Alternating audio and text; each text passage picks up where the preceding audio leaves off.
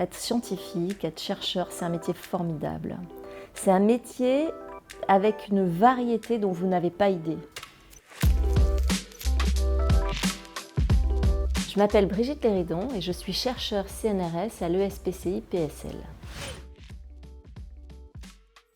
J'ai 2 sujets de recherche, donc l'un est lié à la supraconductivité et l'autre est lié à la conduction ionique dans des oxydes.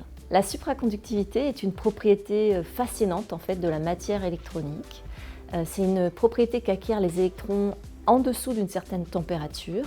Et au-dessous de cette température, au lieu d'avoir un comportement individuel, comme dans un métal ou un isolant, ils se mettent à avoir un comportement collectif. Et ça veut dire que du point de vue de la physique quantique, ils sont gouvernés par une seule fonction d'onde.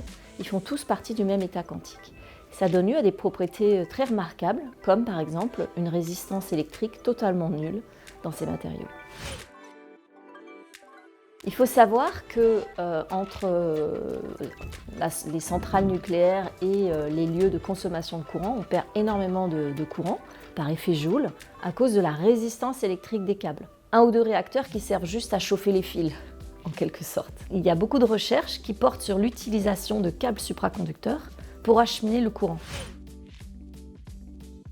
Paul Langevin, qui a dirigé l'ESPCI pendant de nombreuses années, qui a voyagé en Chine dans les années 30, qui a aidé à structurer la recherche de la physique en Chine, qui a contribué à faire connaître les travaux d'Albert Einstein, et qui a su, au moment de la Première Guerre mondiale, laisser de côté ses recherches justement sur la relativité pour s'engager dans l'effort de guerre en mettant au point, en inventant le sonar.